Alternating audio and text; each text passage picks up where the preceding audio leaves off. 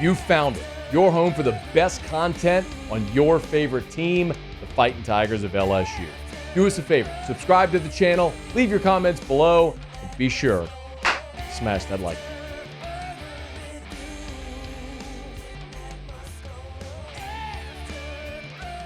We visit with Shea Dixon on 3, the Bengal Tiger, talk about the biggest topics in recruiting world as it pertains to LSU. Boy, there's a lot of them today. Shea D, how are you, man? I'm doing well. How are you, Matt? Doing great. Tigers popped a couple of commits on the 4th of July. Missed out on a couple of targets as well. Any reaction or big surprise from the weekend? You know, the notable one would be on, this past week, landing first the wave of Trenton Henderson, that top 100 group. But on the 4th of July, Isaiah Washington coming out of Haynesville gives them a safety. And obviously, they've got Dylan Purter, a coverage safety, top 150 kid out of Bama. They've got Aiden Hall out of New Orleans, who's been a top 10 safety. And then, coming out of a school like Haynesville, even when you have a great year like Isaiah Washington did, kind of as a pure athlete, you can fly a little bit under the radar. But after the state track meet over at Bernie Moore, boy, I think he put up enough to where every school came calling there. And ultimately, LSU wins out. So got Washington and then got back into Mississippi again, which has become a theme here. And land Bryson Cooley, another Pine Belt player coming out of Laurel. Remember, a year ago, they signed a 4-star and the top offensive lineman in Mississippi in Tyler Miller out of Laurel. And now they double back around, and they've got the number 1 and 2 offensive linemen out of Mississippi with Emmanuel Tucker out of New Albany, which is kind of Ole Miss territory, and then Cooley coming out of South Mississippi. So really good O-line class being put together right now. That is not a shock, obviously, for those who follow recruiting. Brad Davis and staff have done a really bang-up job from that time that he was the only person kept. Stafford kept on field from when Orgeron was the coach into Brian Kelly, and they have done nothing but continue to roll off 5- and 4-star high-profile prospects. So another big one there. They've kind of stuck in the top 5. So, I think 800 kids committed on July 4th, Matt. So, there's all kinds of jumping in the rankings. But the reality is they've shuffled around the top 5 and are kind of sitting pretty good here as, wait another wave of decisions this week. We'll get right back to the video, but thrilled to welcome Our Lady of the Lake to AFR LSU. As the championship health partner of LSU athletics, the physicians at Our Lady of the Lake serve the champions on the field in the purple and gold, but that same level of care is available to you and your family. I've been a proud supporter of Our Lady of the Lake my entire life, from volunteering at the Ronald McDonald Playroom as a high schooler to helping so many of the fundraising efforts for the standalone Children's Hospital, to my own son being a patient now at that very Children's Hospital, and my primary care physician, Dr. Kurt Chastain, at Our Lady of the Lake Men's Health Group. Our Lady of the Lake has been a part of my medical journey my entire life, and you can learn more as well. Our Lady of the Lake and LSU. Together, we roar. I want to talk about those in a second, Shay, but there's one guy they missed on that was interesting. It was J.J. Bush, the linebacker from Alabama. I think it's pretty clear what happened there at the end.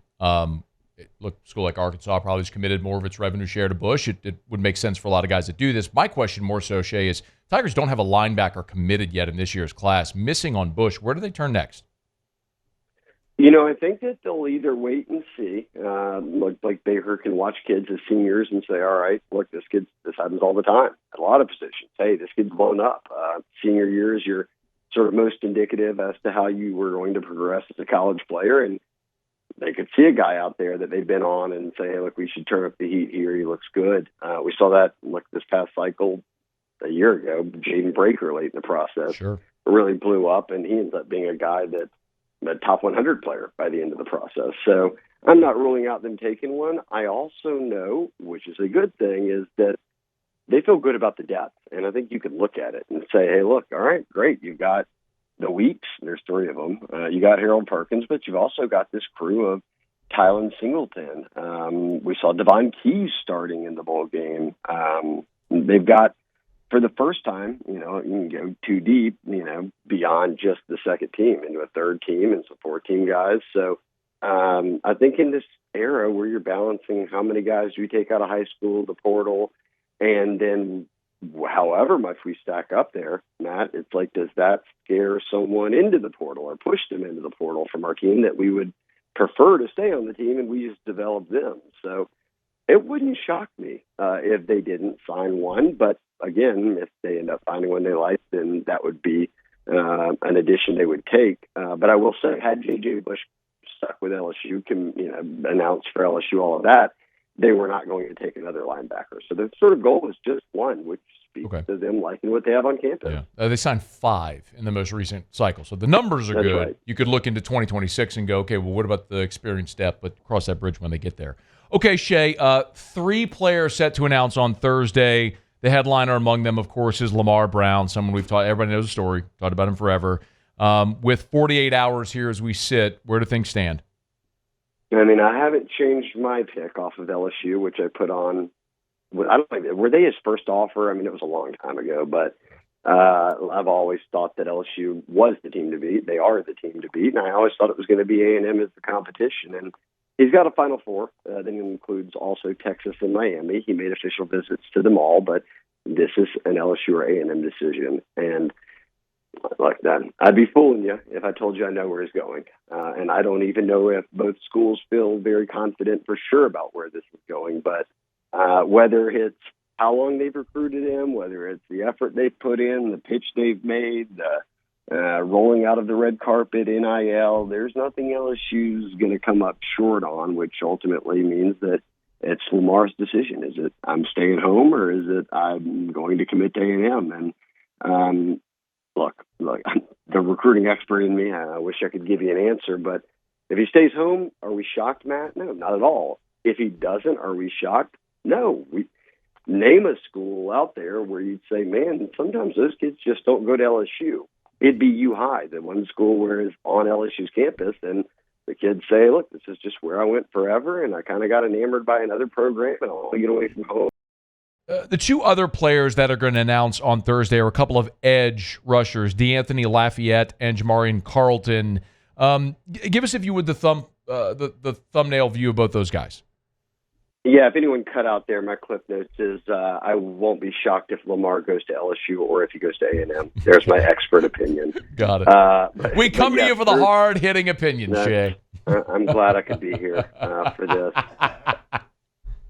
Yeah, there'll be 3 guys, D linemen, DNs, edges, who announced Thursday with LSU hats on the table. I feel the best about DeAnthony Lafayette. I put a pick in. He's a kid coming out of Lake Nona in Florida who, right after Vandy, Kevin Peoples and Baker offered him, and he had not been a highly touted recruit at that point, but he had a just unbelievable year stat-wise. And then once they got out to see him in person, it was like, okay, he's 6'5", 6'1", but long arms, can cover, can play that stand-up outside linebacker kind of edge spot, and they've continued to recruit him, brought him in on visits, and Miami will have a hat on the table. Oklahoma's really pressing, but as long as anything doesn't go wildly crazy in the next 48 hours, I do think that you add one more to the list there with him and Lafayette coming out of Florida, not coming out of Lafayette, but at least it rings true that he would maybe end up at LSU. And the other is Carlton, who I'd best describe this, Matt, to the sort of in layman's term for recruiting fans. They were after 2 big out-of-state edge rushers, and I think they even hosted them on the same weekend. But it was Trenton Henderson, and it was Jamarian Carlton. Henderson coming out of Pensacola, and Carlton coming out of Temple in Texas. And they've already gotten Trenton Henderson committed. So top 100 guy, you beat out Florida for him. Can you strike magic twice? I mean, maybe. I definitely think they're in this, but from the start, a lot of people thought he would stay close to home, and his house is about a 20-something minute drive from Waco. So despite Texas, LSU, Texas Tech coming in, and for those who don't follow recruiting, they've been making major NIL waves in the past couple of weeks. A&M, all these schools being involved, it won't surprise anyone if Baylor's the choice, and he sort of becomes the jewel of the class and stays home. A big 4-star, number 44 nationally in the on-3 composite, speaking of Jamarian Carlton. Shea Dixon's with us on 3, the Bengal Tiger. A couple more for you, Shea. I did want to ask about Kelvin Bolden, who LSU's bringing in from Ole Miss. It's the second staffer now, Jai Shuderi, who's come in from Ole Miss, who worked with Austin Thomas there at in Oxford before Austin came here. Do you know what role Bolden's going to? And we know the title as the assistant general manager, but do you know what role he's going to play in sort of the significance of this hire? And I think it's sort of as you build out, if you want to call it the modernization, right, of college football. All these teams have hired GMs. Well, Austin Thomas is back and has been directing that, and they saw a handful of staff members get other jobs in the NFL or their colleges this offseason. So they've had to make some hires, and this was the first one. And I think it's going to be a blend, Matt, and this is kind of required now.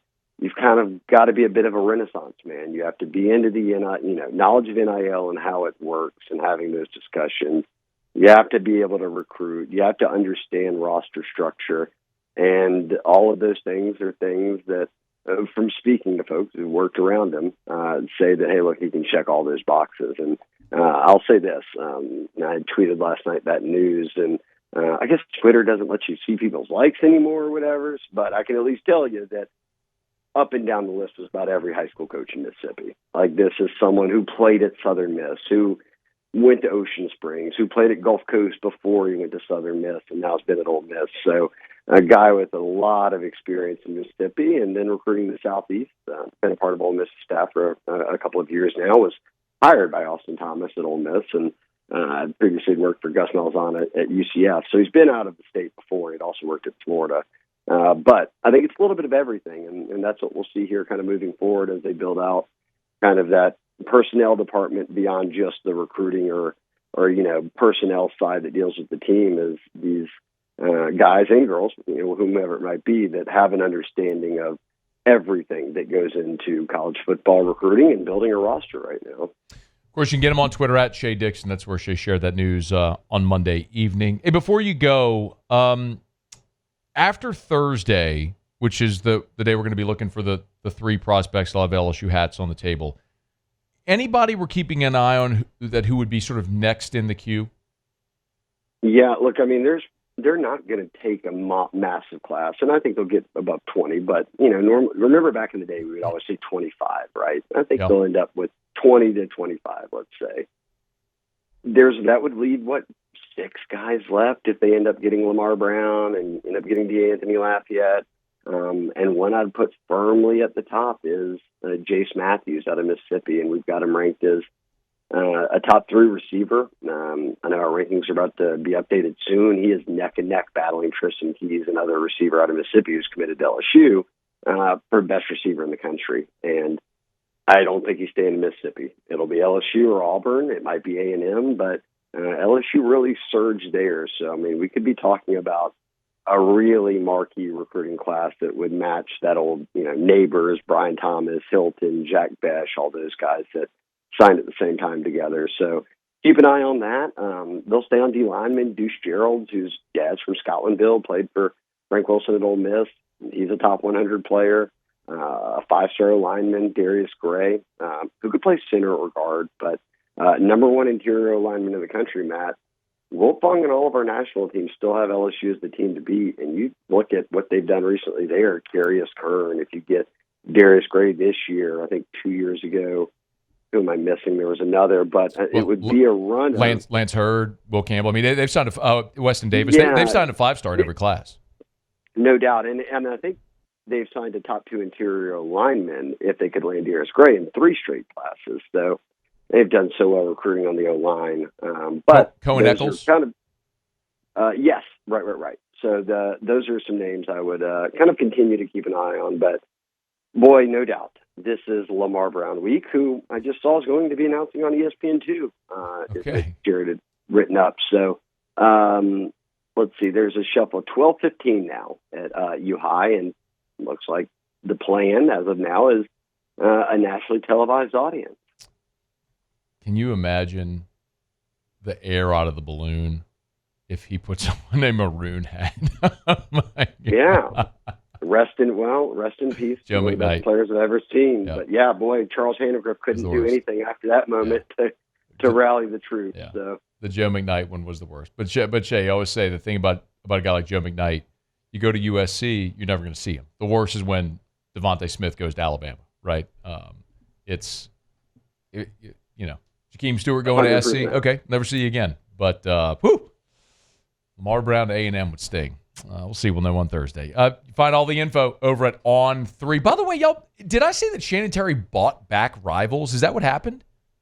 Full circle moment for How about him. that, man? Started it, sold it to Yahoo way back in the day, and bought it back. So, right now kind of going through all that integration, but I'll give him the crown. The man started Rivals 24/7 on 3, bought Scout, bought Rivals back. So for a guy who grew up with parents on a farm in North Alabama, he's figured out this modern recruiting era of the internet. Yes, there is no one more significant in the history of the recruiting world than Shannon Terry. It's amazing. Shea, he doesn't know where Lamar Brown's going either, so let's be we're all in the dark. I nailed the dismount. Thank you, Shea. Bye, Matt. Hey, thanks so much for watching. Please leave your comments. I love to interact, and be sure to hit the red subscribe button below.